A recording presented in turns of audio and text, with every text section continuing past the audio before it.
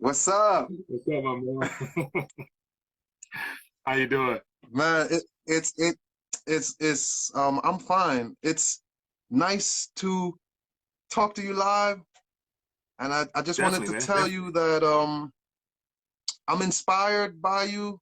I've been following you for I think I've been following you for about a year, Okay. and I like when you come with your take. Hmm. I like when you rant. Yeah. Because it shows you care, man. Like I've Yeah. tried this. I've tried so many ways of communicating with people, like figuring out how the best way to get the message across. So of course I watch you mostly and a couple of other people Mhm. who just give it to you direct, man. Yeah. On point with the information. And yeah, the way you feel, it resonates. I can feel it. Well, hey, I So I appreciate just wanted to tell you, you. Yeah. thank you for being that motivation and coming up with rethinking the dollar is that's a nice name. Yeah. I knew at some point the world would eventually come to the realization of what the fiat currency's monetary Ponzi scheme is actually all about anyway. And so I never realized Hmm. that it happened in 2020-ish, but yet we're still not there yet. We still got a long way to go, man. But I'm excited to connect with you. So I appreciate you taking time for me. And as I mentioned, I'm on we're talking on IG, but if everything goes smooth, I'll be able to download this and share it on the actual YouTube channel. So, No problem. for the most part, what intrigued me to connect with you and wanting to do it today, especially, is that we've been back and forth throughout the day, and you have a unique Hmm. situation, given that you're currently reside in Iceland, and so I have some prior history in that neck of the wood as well, man. But before I get into all that, because I'm curious to get your take on what it's like being black in Iceland, because I remember when I was there, wasn't many black people there, so I imagine outside of so it still might be the same thing. But for those that are tuning in, we got about 6 people watching us right here. Let us know who you are, if you don't mind. Just share a little bit about your story, how you got to Iceland. Okay, my name is Darryl Anthony, and I'm from New York City, Brooklyn, Caribbean heritage Indians, the Carib Indians. So I go with that. Yeah. That moved to Iceland 1998, Mm. and it was for music, Yeah. music and basketball. Yeah. And upon coming to Iceland, it's like you said, it was hardly any black folks. So when you did meet black folks, it just that natural homely thing, Yeah. you know. Um, and then you see the cops with no guns. Mhm. You notice like it's not noisy. Yeah. Yeah, that shocked the Um, hell out of me, man. Like I remember, because I first went there in 2003, and okay. I called myself trying to do some research on the internet, and it wasn't much out Mhm. there, about what life was like in Iceland, and so I was completely shocked when I got there. But when I saw the cops with no guns, and I saw everything was all peaceful and friendly, I'm like, this is not. I'm nowhere near America. Like this is not what I'm used No, to. no, that's how I felt. So I felt like I was like, okay, I think I made up my mind from there. I wasn't going back to the States, yeah, just because of that sense of peace. yeah, And what I wanted was I always compared America and Iceland, and I always, me being naive, like, why can't America be like this, mhm, especially in the hood? Why can't we know each other, deal with each other correctly, yeah, and just live? Because that's what they do here. If these people are yeah. fighting each other, it's probably when they're drunk on a Friday or a Saturday. You know about the Fridays and Yeah, Saturdays. and watch this. I went out, but I did not go out like that. You know what I'm saying? I was young, man, fresh out of school, Yeah. and I was there for business, man. So I didn't get a chance to go buck wild. Because one thing I did notice, going there for work, if you didn't show up to work and handle your business, you was on the next thing smoking out of there. And I remember, Yeah. my first Yeah. time there, first year there, the Americans that came in with me in the basketball scene were not the Americans I went home with at the end of the year. A lot of teams went on their Oh, second, third Americans. So I had to take care of my business, man. So I did not club as much as, I would have if I was not there for business, but I had a great time, man. I remember, it was expensive as I don't know what, and which, I'm sure same situation there. And I didn't do much just because, man, I'm like, it's cold as, I got there, was it August, I think it was. So it was still relatively light outside throughout the day for the most part. But it was just so expensive, man. I just barricaded myself in my little apartment, man, and just handled business, man. But I didn't submerge myself in the culture as much as I wish I would have done. And so that's something that was very unique about Iceland, is just the beauty, man. Like, I got a lot of good stories about the countryside and stuff like that. But it's a beautiful place. The resources here, Yeah. They're in the geothermal. You're seeing geysers, you're seeing water or steam come out of out of the floor. It's not like it's forests and wooded areas full of trees and stuff like that, but it's lava base built. Yeah, and so I remember flying into Keflavik and getting at the airport and taking that long road towards because I stayed in a city called Hafnarfjordur, and so driving in towards town and just seeing all the lava, the green lava. I'm like, where the trees at? Man, this is Iceland. They don't grow here like that. Trees don't grow in this soil. For real. This soil too hot. But this soil too hot. But it's a beautiful place. I mean, the waterfalls that they have when you go to the outskirts, it's a very, very beautiful place. I don't know what else I could say. I guess I could say I feel privileged to be here.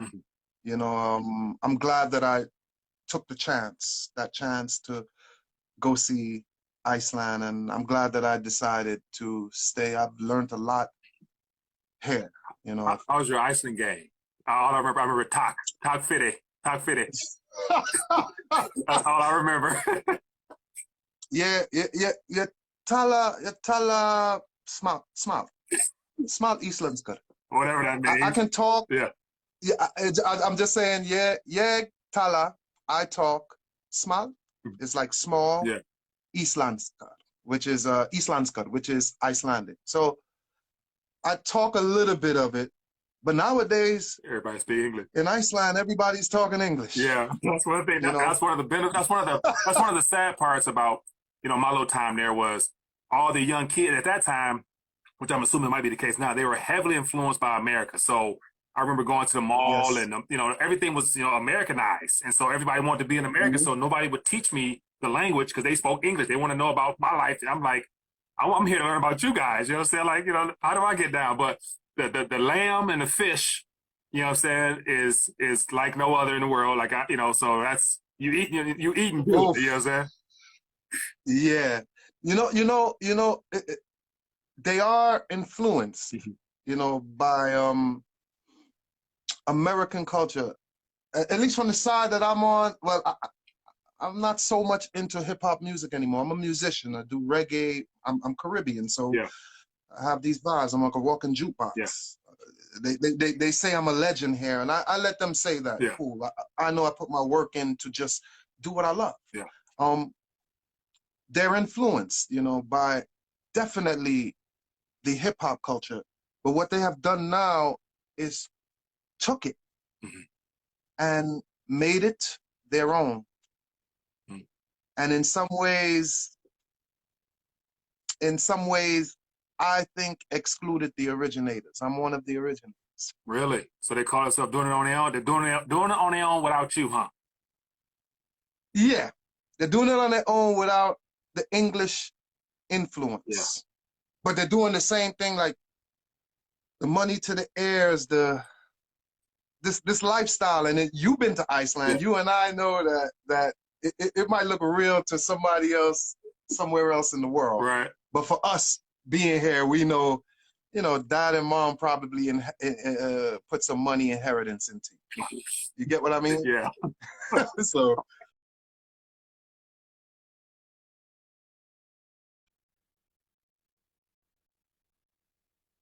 Great musicians, great open-minded people. Yeah.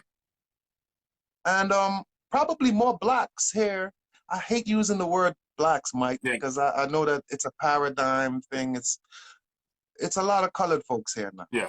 A lot of people with melanin in their skin. Yes, and that's another thing, man. So like that's why Yes. we have an open chat, man, and that's why I'm going to attempt because from all my rants that I've been doing, I have to broaden my scope of what I focus on, other than just talking about the green. You know what I'm saying? The green is one thing, but you got the Icelandic corona. You know what I'm saying? And I'm assuming your central bank is going to be responding the same way as the Fed and the Argentina peso, all those other places. It's the same response heading to this new world agenda. And we're going to touch on that as well because you're experiencing it in your neck of the woods too. So I'm curious to get your thoughts and have you share. But so basically, when it comes to race, you know what I'm saying? So when it comes to race in general, I've never been one to really label myself as, oh, I'm black, or I even hate, little applications or whatever those things you got to fill out, say African American. Like, I'm like, none, neither. Like, I'm an American. I'm born here. I happen to be of, darker pigmentation, but I'm me, you know what I'm saying? Yes. So we can keep it at that. So we're just, I'm me, you, so we got some melanin in our skin, however we want to word that. But so yeah, so I'm assuming there's more now. But I remember it was a heavy influence of migrants from Africa when I was there. So I'm assuming, it's probably even more so today as well, right? So what's that looking like? A lot of Africans, but a lot of I'm not too correct with the geography, but a lot of you would say Egypt, Morocco. That would be like the west side, right? Yeah. The west of it. Yeah, Egypt will be on the east, and Morocco will be on the far west, if I'm not mistaken. Morocco. Yeah. Yeah, so I would say, a lot from those countries, a lot of people are coming in, but coming in as refugees, I meet them. It's a park here that I go to, and maybe if I have to write and my thoughts that I want to put up my thoughts for IG for the day, I'll bump into them, and they're refugees here, and they're even telling me what's going on. Really? The park is the best place to kind of meet people. Yeah. Just anybody, you can make friends there. So I've met a few, from them telling me, restaurants are dead here. Yeah. To the government has them here. They pay their rent to stay somewhere. They give them a card for maybe like 10,000 kroners, which is about maybe 90 something, $100 a week, that they can only get groceries, and stuff like that. That's what's going on here. If you take a look at the krona, I sent you a post from Revolut. Yeah. The krona is 61, and the euro is 161. Which means even though both currencies are crap, I'm better keeping my money in euros. Yeah. You get what I mean? Like saving an Icelandic krona, making the krona 36, 37, or 38% tax, Yeah. Yeah, man, you can't work overtime here. They're taking half of that. Really? Yeah. So I remember so back in my day, I remember it was a bank. I forgot the name of the bank, whatever, but I have a little bank account set up in the little so I think Hafnarfjordur is its own little town. So in their downtown area, right off the coast, right off the water, the docks or whatever, it was a bank down there. So it's the bank down there. And I remember, having to send money home, you know what I'm saying, to where all those fees and it was still the same. Yeah, so I'm like that. So I did as little as possible, because I wasn't trying to come out no bread there, man. But I remember going to still the same. So y'all still got the what is it, the Piggly, the little Piggly grocery store? You mean Bonus? Oh, Bonus, yeah, Bonus, yeah, with the pig on it. It's Bonus. It's Bonus, Kronan, which are the two big ones. Yeah. Kronan is just the smiley face. Bonus is the Piggly. Yeah. Yeah, still have those, and Mike, things over here, I can't go shopping without a mask on. I'm a little bit under the weather. I normally don't get sick. I don't take I haven't been vaccinated. Can't tell you the last time I got the flu or whatever. I'm under the weather right now, and I feel like it's because I'm wearing the mask. Mm. I don't know if that's crazy of me to think that way. Yeah. But I'm just putting one and one together. I wasn't wearing a mask for about a year now, since all this thing been going on. I ain't got no corona. Yeah. As soon as I start putting on the mask, my chest is starting to bother me, my nose. Now, You know, it don't they feel right. are they like? Because I remember we were talking, I think a couple months ago, and stuff was just jumping off, and I remember, I think even because I watch your 1 minute clips. You might as well do some longer clips, man, because you're telling an interesting story. So I know I think you choose to keep it at that 1 minute point, but I think I was catching one of them a while ago, and that stuff was jumping off. You were saying how Iceland at that time was in a much better position, like they weren't responding the way the rest of the world was. But something's changed in the last couple of months, and so I'm assuming they had to buy into the world agenda of trying to, make everybody comply to what they want to do. So give me the rundown as to how things have really went from completely open and loose to now it sounds like they're getting a little bit more strict. Okay, well, before you could go into Bonus and these shopping places without the mask. It was your choice. Yeah. Now you have no choice. Even riding the bus, I couldn't catch the bus. I live in the middle of the city, so I don't stress cars. Like I feel like having all these things are just extra weight right now that I don't need. But even to get on the bus, before I would get on and some people would have masks and, I wouldn't have my mask. Now you cannot ride the bus without a mask on. You cannot get into a taxi without a mask on. So they've implemented this like hard.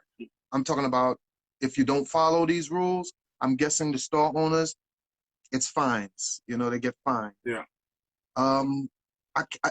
Just to go into the store, I forgot my mask, like I said, and these guys know me, and it's one person in the store, and that's the guy who would be serving me, and it's just me, and I couldn't get in the store without my mask on because you got some people here who's just leery.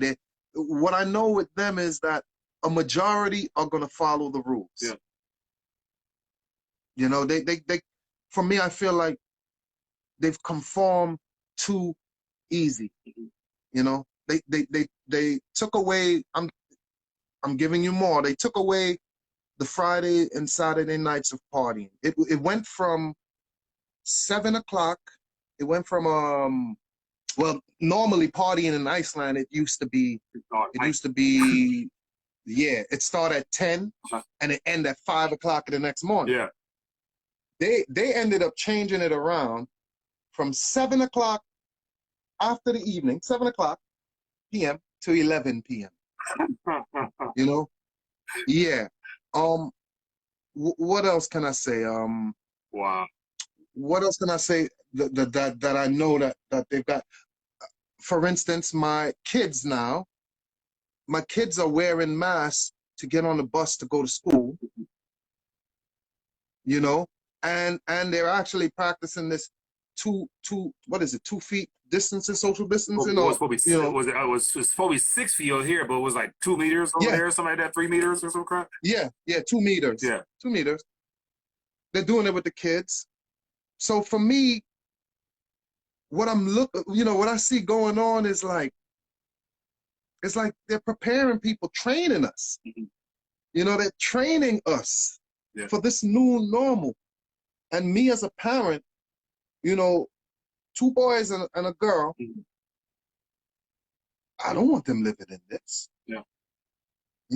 Like if people conform and don't resist and don't stand up, and I feel like that's what we've been missing. I don't know who's thinking about themselves only. Yeah. We need to think about the future. That's why, like you said, get your weight up is not just for you, it's thinking generational. Yeah.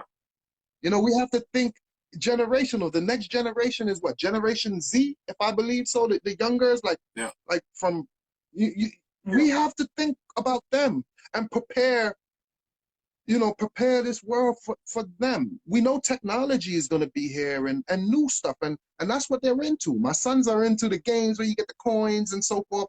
So I get it. That's a little training, you know, Yeah. to get their mind ready for this new world so that they can be into it, adapt, and prosper from it. Yeah. But if we're conforming and not fighting, Mike, you know, and just doing stupidity, I feel like a lot of the stuff is stupidity. You know, I agree, and man. people won't even question it. They made up something here in Iceland. They said it was about maybe a few weeks ago about the restaurants. Like, okay, well, when you're in the restaurant or the club, something about having the music lower so people won't have to talk louder to spit on each other and stuff like this. You know, walking into restaurants with your mask on. Yeah. When you go to sit down, you take it off. And I'm thinking, like, what's the difference with me wearing a mask, entering the restaurant to go sit down and take it off? What's the difference? Same. That's the same You here, know? man. Same here. You know, you can walk in. I see you can walk in, and as soon as you sit down, you can take it off, and then if you go to the bathroom, you got to put it back on. And me, you know, I don't necessarily rebel outright, but I'm becoming more opinionated to where, you know, my new approach as I'm heading into is, you know, my three methods for how I'm going to be addressing things moving forward is to always be willing to call out the lie and shine light on it and resist the devil. Like, because I mean, I think a lot of this is a spiritual element of things to where I'm going to have to share my 2 cents no matter what, if I'm right or wrong, or if I offend you or not, because I'm going to have to challenge you because I could be wrong. You know what I'm saying? Like, so so ultimately be willing for that confrontation possibly because I want to know why I'm being told to sit down and shut up and not say anything. You know what I'm saying? Right. And so, right. yeah, it's sad, man, but this is where we're at. And so you're in Iceland, man. And so last time I checked, you got about 350,000 on the island. You know what I'm saying? And so is it that's about the case? That's because I was about 300,000. Anyway, you guys are on a small island, and if you guys are being groomed and basically been told what to do, it won't take much longer before it becomes a part of your normal routine to where you lose that sense of freedom and you accept it. You accept the fact that there's something out there that our government says that we need to be concerned with, and they know best. And so here with it's becoming that. Yeah, we got. And here's the thing: it's going to be. I think here we're going to find ourselves in a state-by-state showdown of those who believe the government and those who don't, and that might buy us more time to hopefully bring more people to question what's going on. But ultimately, like the biggest concern is the World Economic Forum talking about this as a 10-year agenda. By 2030 is their cutoff point. They're saying you're not going to want to own, you're not going to be the only thing, and you're going to be happy with it. That's their model, and that's a part of the Build Back Better, you know, program. So it's 10 years, man. Like, so that's a long time to resist and hold out. You know what I'm saying? So didn't Christian Lagarde, because I swear that's a man. I swear that's a man. You know, it looks like a man to me. Didn't she say something along the lines of what you just said? I don't doubt it. You know, like they are lock and you won't own anything and you'll be happy. Right. So that Klaus Schwab, who is apparently, you know, I'm you know, as I dive deeper into this, you know, Davos world, one world government type of reset crap, all these people are being exposed for their initial agenda. But the problem is only those that actually care and go looking know, and it's the minority. You know what I'm saying? So the average person who's used to living high on the hog and enjoying the benefits of living, you know, relatively good. Like I know Icelandic people, they live good there. You know what I'm saying? Like overall quality of life there on the island is good. So the idea of them disturbing that, they're not wanting that. So they're not going to be about, you know, confrontation at all. And here in America, no.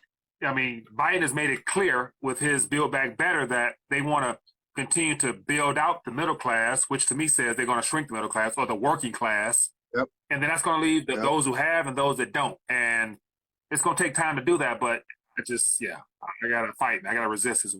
Trump just won your state. Trump, at least from what I heard, I read a report, because you know I got to get my news outside of America. I can't even look at, you know, get substantial news reporting without bias. That's why I told you I don't side with Trump. I'm not a Trump supporter, but I'm damn sure not with Kamala Harris and Joe Biden. Yeah. Don't tell me Camilla's black and because she's black, I should feel proud of that to celebrate my demise. Yeah. Like, and this is where I want colored folks to start waking up, because they've been playing this game for too long. Right. You know, we didn't get anything with Obama, and for a while you couldn't even say anything. You know, even in them times, I'm pretty sure you spent time trying to not diss him, you know, not knock Obama, but just show the facts. Yeah. Just call him on the carpet, man. Call him on the carpet and say, you know, what really has he done for you personally? You know, like, the problem is they, you know, playing the race card of like, you know, we got the first black president. And, you know, truth be told, apart from whatever happened with Trump, you know, we were supposed to have a first female president. And then we're next is going to be the first transgender, then the next homosexual, and then the next pedophilia, Asian. You know what I'm saying? Asian. And so that's the agenda we going toward. That's the whole progressive movement towards pure communism eventually. But so, you know, the race card, man, is dead. But you have a lot of people who are democratically and, you know, trained from the roots up. And they believe that, you know, you're democratic by default. Therefore, anything they throw out at you is what you go with. So, you know, I mean, you know. I'm losing friends, or I've lost friends, which is really kind of stupid on their part, because, you know, nobody's going to tell me who to like. And, you know, I have my own mind, and this government or these people, these creatures, I call them creatures. And it's another reason for that. And I think I've heard you use it once. I've heard Greg Manarino use it, but I was using this before because, Mike, I'm pretty sure, like, I'm 45 now. When I was 15, 13, me and my friends would stand on one of my friends' porch and talk about these times. We would talk about it because, you know, the guys on the corners would sell their books and give you to read, and it had all of this stuff that's taking place right now that we talk about, the last days and Mark of the Beast, and it's happening right now. Yeah, it's unfolding, man. And here's the biggest thing is with all this stuff going on now, and the part that people will not be able to connect the dots in time enough to do anything about it would be the whole vaccination process. Like the fact that, you know, Keiser and Moderna, you know, they're coming out with this new experimental technology, and it's supposed to be effective and ready to go. But yet, once again, nobody's going to question that. And then once it gets to the point where they say you can't go back to your old this or old that unless you have paperwork or you got an app that says you've been certified, then people might be like, well, or wristband. Yeah, I saw some about that. I thought it was an article about, but anyway, so at that point, we meaning the majority would have been conditioned and trained on the mask protocol, on the 6 feet distance protocol, on the idea of if you cough, you know what I'm saying, if you got a runny nose, you need to go get tested, you know what I'm saying? And then you don't want to jeopardize the lives of your family, so you don't go see your grandparents, you don't go see anybody who has any prior health issues. So those 4 or 5 areas there, once they become ingrained within, you know, by spring of 2021, you know, it's all done with, because, you know, ain't no going back to, you know, not wearing masks and not social distance. You'll be self-conscious of that at all times. Yep. Like I said, I've read a report today just to look, because my concern was more America, because I kind of know whatever goes on in America, it's going to dictate to the rest of the world. Yeah. So I really wasn't like focused on what's going on in Iceland, but, you know, I do communicate with some of the folks that might have little shops and businesses. Like I know a female that has she has a shop that sells clothes for older people. They're doing really well, whether online or people showing up. You get what I mean? So some people are doing well, and then you just have a lot of shops that have shut down. But Iceland is the kind of place that, I don't know if you noticed when you were here, if you stayed here for a certain amount of time, one business starts, goes out of business, another one comes right after. That's Iceland, like, you know, entrepreneurial. You get what I mean? But I'm, you know, you're seeing more. You can walk down the most famous strip in Iceland called Vega, and walking down that strip, you'll notice how many shops are closed up, not open. No, so You know, did they end up shutting down businesses like they did here? Like if you weren't labeled essential, did they yes, shut you down? yes, same thing, same thing. And like I said, the more I ask people here, the more I get that information. Like I told you, I do know that there are a few people speaking out. There are a few people Icelandic writing on their Facebook like, well, should we be shutting down the whole system? There are people questioning that. Really? You know, should we be shutting down things? I think people are staying calm and cool and collective. But I do think you have some frustrated people here. Yeah. But watch this. Tell us about, with there being, a half, 300, 400, 1,000 people on the island. What's the cases and what's the death count to this date from what you know? From what I know, the first lockdown that they had, which was in February, March, right? Yeah, March. Around March, February, March, whatever, April, around them times. I think the deaths was about 10 to 15 people. Mm-hmm. And out of a country of 350,000. You get what I mean? Yeah. And as we speak today, I don't know the exact numbers, but I don't think there's any death from it. Mm-hmm. The old people here are very strong. Yeah. They're Vikings. You know? Yeah. So, yeah, go ahead. I was gonna say something about that. When they go, they want to go. Yeah. You know? Yeah. They want to enjoy the rest of their life. Yeah. It ain't even about, okay, if you with Trump, you like racist and you're just for white people. Because there are black people with Trump too. Yeah. Yeah. It's about American people. And if these people get away with, it wouldn't matter who committed a fraud, who did it, like everything is going to come back to us like a backdraft. If these people can steal elections and you're cheering it because you hate Trump that much, it's going to affect us. It's going to affect your kids. It's going to affect my kids because it's stomping on their constitutional rights. Wow. And that's what we're missing out of everything. That's what I got. Like, hold on. It's not about Trump. It's not about Biden. It's not about who you like, who you support. At the end of the day, if they're doing corrupt things, that's not looking good for us, Americans. Very true.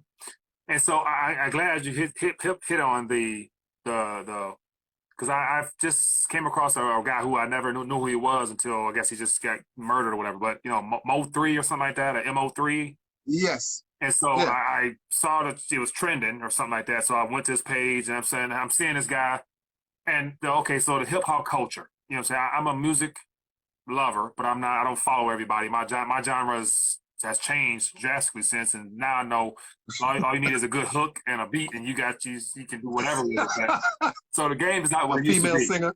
But then I'm noticing, within the colored circle, the African American community, black, whatever we want to label it as, putting rappers on a pedestal of them, but they say this. I mean, majority of them, I don't know all, can't speak for all, but they talk about the trapping. They talk about the drug life. They talk about, and I listened to a couple of Mo3 little freestyles, and boy, he got skills, but he's talking about my gun. Very much. I can't leave the house without my gun. I gotta keep strapped. I'm thinking damn, is that, are you really living? You know what I'm saying? Then you got pictures with bricks of paper and cash. I'm well, damn, and so that's what our kids see. And I'm people want to do that, but we're killing our damn selves. You know what I'm saying? And glorifying it, and glorifying it to a point that is like we're in denial. You inspired me to get your weight up. I did mixed favorites. I can buy music and work with certain people, but I'm more focused on thinking generational and the economical side of this. Like, damn, how to save my family, how to save myself. But I did a little bit of that music based upon what I learned and things that I figured out. Yeah. So I did Get Your Weight Up as an album to tell people the same things you're saying. Like, you holding money to your ears. You ain't listening. You don't know that we're about to transfer into something different. So nowadays, what I want to tell these cats, you holding all this money up showboating, that's gonna turn into a ledger. You better be putting them ledgers to your ears, if you get what I mean. Like because it's starting to make no sense that you can tell people time and time over again. You know how much people I see, they have their kids holding up money on Instagram saying, my kid is making more money than half of you. Getting that paper. And I'm thinking to myself, well, your kid is more broke than half of these N-words because they're holding up debt. They're holding up debt. It doesn't even matter if you, I call them what I call them, paper millionaires. Yeah. If you're not putting that into assets, if you're not putting that into something that can hold purchasing value for you and your family, at the end of the day, I am not impressed. I hate to see these females and so forth impressed with a stack of paper. And in Venezuela and all these places, they make purses and stuff out of it. Yeah. Not the dollar itself, but their own currency. Yeah. So that's real. And I was actually thinking about, like, after seeing a couple pictures and having saw that trend, because I'm assuming that will be considered the hip hop culture. That's a part of that nowadays, to where if you make it if you make it from nowhere to somewhere, it's usually your signs of success shows and the cars, the Gucci belt, and then the paper you hold. But then again, it's like, okay, the continuous rat race of now trying to keep that image up. You know what I'm saying? Yep. And on top of that, most likely you're looking over your shoulders because you can't trust nobody because, your homeboy's going to snitch on you and try to rob you. And so I'm like, well, it's unfortunate, man. And especially this past summer. Lifestyle. This past summer with George Floyd, man, and how all that went down, and Breonna Taylor, and of course the mainstream media, that was all timely with the Black Lives Matter stuff, groups full of white people, but yeah, they Black Lives Matter. So all that stuff. And I'm thinking, like, this is a great setup to further divide us as a people, us as the people, regardless of color, you know what I'm saying? But they jumped on the bandwagon saying that racism, this and that, and white supremacy, which is, always been a part of that's just how the world operates, unfortunately. So, but yet, it's just more divide and conquer, man. And as a people, meaning we the people, regardless of whatever, your skin tone is, we're not realizing that we're being played. We're being suckered into a we're being played, yeah. They're using every trick in the book to get us, and we don't see it. No. And it's funny you mentioned the George Floyd, because in the astrology, from what I've learned, George Floyd died, and you should know this, you're a Gemini. George Floyd died in the month of Gemini. Gemini represents the twins. What city did he die in? Minneapolis. Isn't that the twin city? Then who comes out and says, hey, that's like my twin brother, Stephen Jackson, whose family is their boule. So, that whole connection there, like, I was always wondering, like, it's something with it. Something about that. It's something with it. Yeah. It's something with it. You get twins. So the boot on the neck. Mm-hmm. Like, I'm just a simple dude with common sense, but I would believe more so in the stars and the planets that the Most High created to be my energy in my life. That's why But he already let us know that there was something behind this. Yeah. The man died in the Twin City. He died in the month of Gemini. You get what I mean? Yeah. And then Stephen Jackson, all of a sudden, that's like my twin brother. And the boot on the neck was just, at least for me, it was saying of the things that's to come. We got a boot on your neck. Not black people alone. Yeah. All of you. Yeah. So it's funny you brought that up. I had always thought about that. These are the stuff I put up on my page, like you said, and ranting, and then I gotta take it off because I'm concerned. Like, do people think I'm crazy like that? And since my 2 years being involved in economics, learning what I can learn, looking at you, looking at the wise people, Appreciate it. It's helped me a lot. Like, you can see through this. Yeah. Nobody should be shocked about what's going on right now. You shouldn't be shocked because you knew if you didn't know from 10 years ago, you should have known from 2 years ago. Because I'm pretty sure you already had videos saying stuff, but the time didn't happen yet. Yeah. Yeah. So it was more so those videos were a preparation. Yeah. Well, I got prepared, Mike. I don't know if gold or silver or even the crypto is gonna save us, but I got prepared. Yeah. You got prepared. You've been saying, get your weight up. Yeah. I have so much friends that I've told, hey, get your weight up. If y'all want to, build with me, let's build. Talk. They don't build with me. Made me change. I want to be there for people, but it made me change my mind. Like when I say build with me, it's like I seen a speech where a guy during the George Floyd, one guy. I'm not a Bitcoin advocate. I think you can make some money from it and be out. Yeah.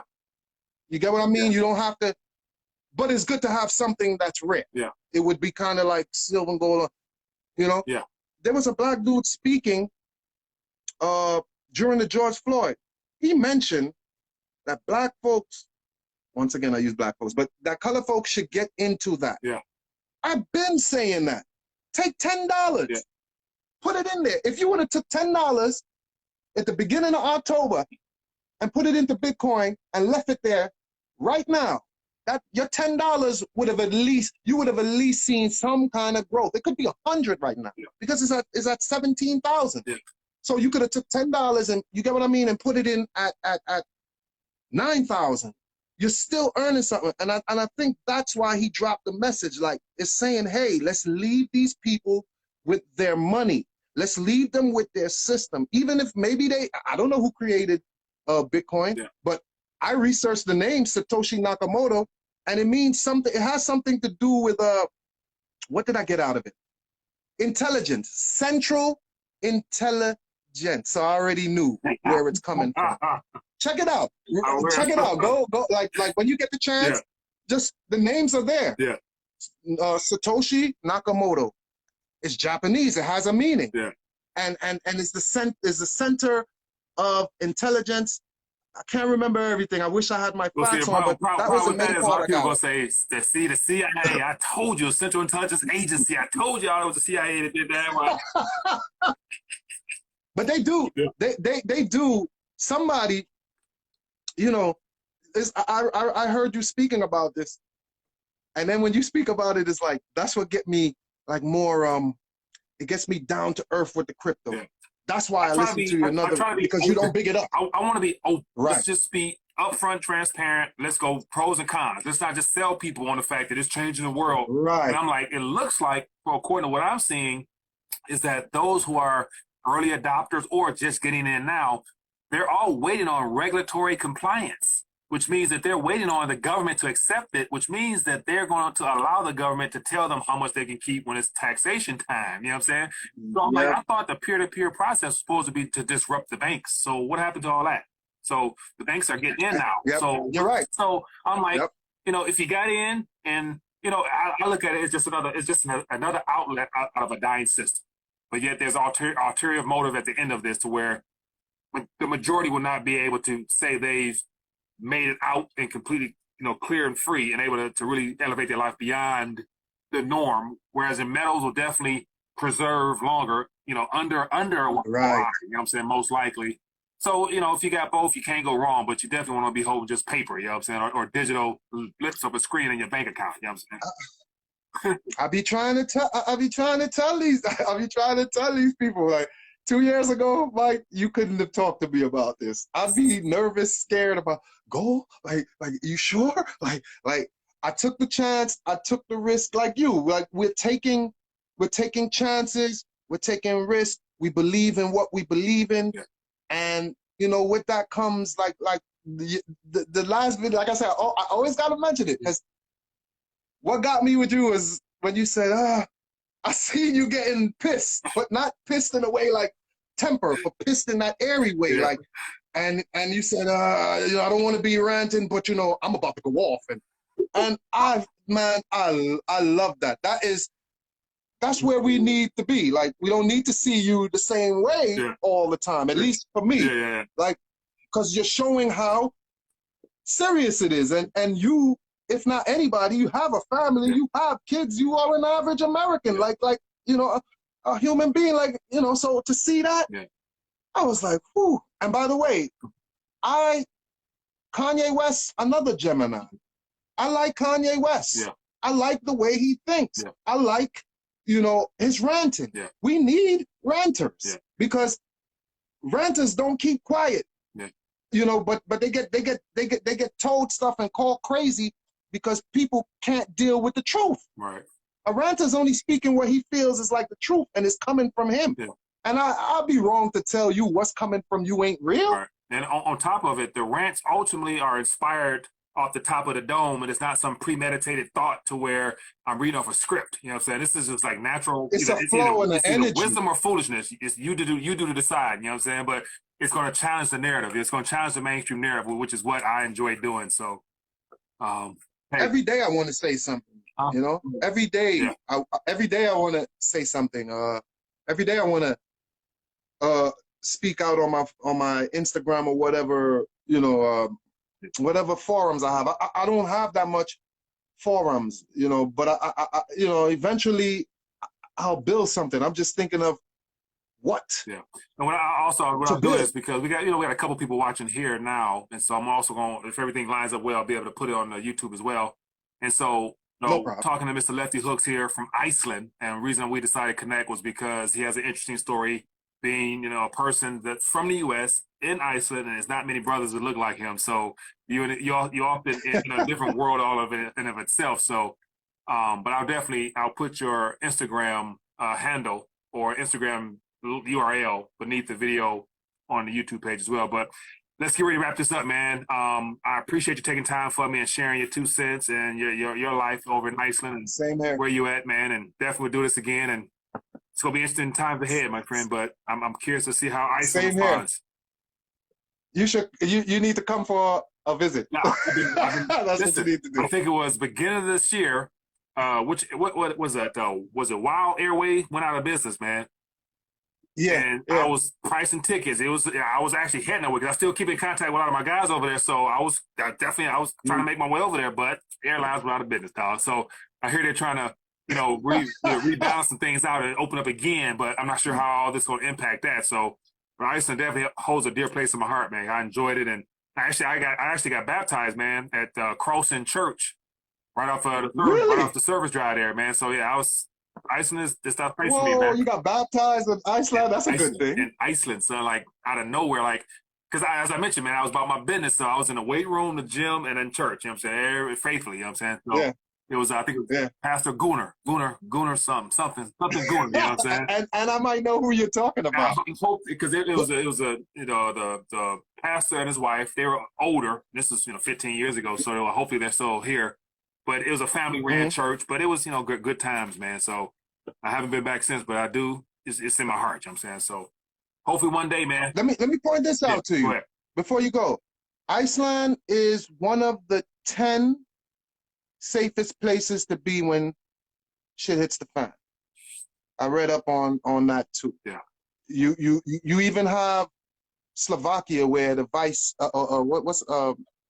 the president's wife, where she's from, that's also a place. Really? New Zealand is another place. You get it? Yeah. And my other question I was gonna ask you is, do you see they don't want us to own anything or have anything? So as far as housing and stuff like that, I know people were expecting prices to drop. So everybody's expecting things to drop so they can get in and get dip and, those kind of things. Yeah. Do you see that happening with the way they're manipulating, knocking down gold and silver and all these things? Do you think that's possible? I do believe that, a majority of the artificially inflated assets, i.e. real estate, equity market, all those markets, they've been propped up for so long that they're not priced in a way that the majority can afford them. So they have to correct because you can't continue to have housing prices go through the roof where majority of the world might be unemployed. You know what I'm saying? So how does that balance out? And it's all subject to the credit markets remaining, plentiful.